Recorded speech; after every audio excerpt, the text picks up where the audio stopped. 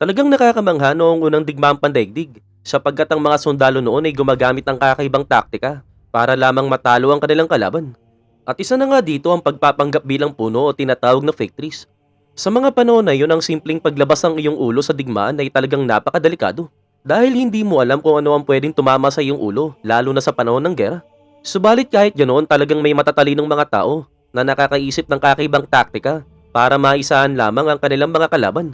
Ang mga engineer noon ay gumagawa ng mga bagong paraan ng pagtatago na mayroong ilang malikaing resulta. At ang isang uri nga ng pagbabalat kayo ay ang pekeng puno na ginamit bilang observation post o bilang pugad ng sniper.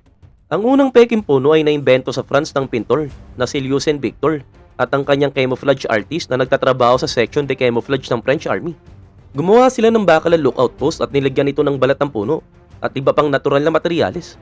Inilagay nila ang kanilang unang artificial na puno sa panahon ng Second Battle ng Artois noong May at noong June 1915. Ang mga peking puno na ito ay ginamit upang makita ang mga posisyon ng German para sa artillery at itama ang pag-atake nito. Gayunpaman, ang paghahanda ng mga naturang puno sa frontline ay isang napakadelikadong trabaho. At umabot nga ng 15 camoufler ang nakitil habang naglalagay ng mga ito.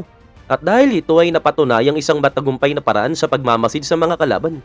Ang mga peking puno na ito ay nakakuha ng atensyon ng mga British na kung saan nagpadala ng isang pintor na si Solomon Joseph upang matutunan ng kalakalan sa kanilang French ally. Talagang mabilis na naunawaan ni Solomon ang prinsipyo ng mga peking puno at dinala ito sa mas mataas sa level.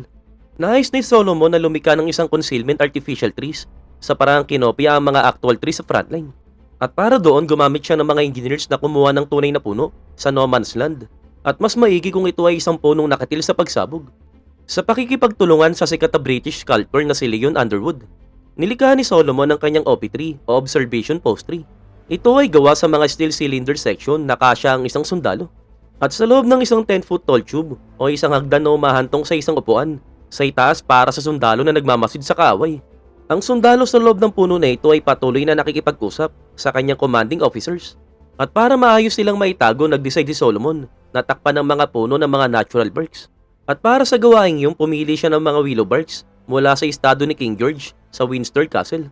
At ang dahilan kung bakit inadres si Solomon si King George ay dahil naniniwala siya na ang pagpapasya ng hari ay magagaranti. Akala din ng iba ang construction ng puno ay isang mahirap na gawain. Subalit ang paglalagay nito ay talagang mas mahirap.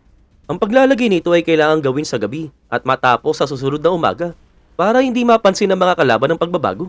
Puputulin ng mga engineers ang mga tunay na puno at maghuhukay ng butas kung saan naroroon ang mga ugat.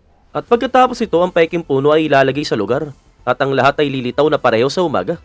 Sa sandaling ito na ay nailagay, ang mga peking puno na ito ay nagbibigay ng isang mahusay na observation sa mga trenches ng kalaban at magandang position para sa mga sniper. Subalit kahit ganito, nalaman din ng mga German ang ideya ng peking puno. At gumawa din sila ng tree observer at itinayo sa parehong paraan gaya ng British version. Ang isa din sa mga nilikha nila ay may taas sa 25 feet at itinayo sa trenches ng Ostabern Wood sa panahon ng labanan ng Messines at Belgium. At ang kanilang mga artificial trees ay talagang napakahusay na kung saan hindi ito natuklasan ng mga sundalong British sa loob ng ilang buwan kahit na matapos nilang makuha ang mga German lines na kung saan sila inilagay. Kakaiba, no?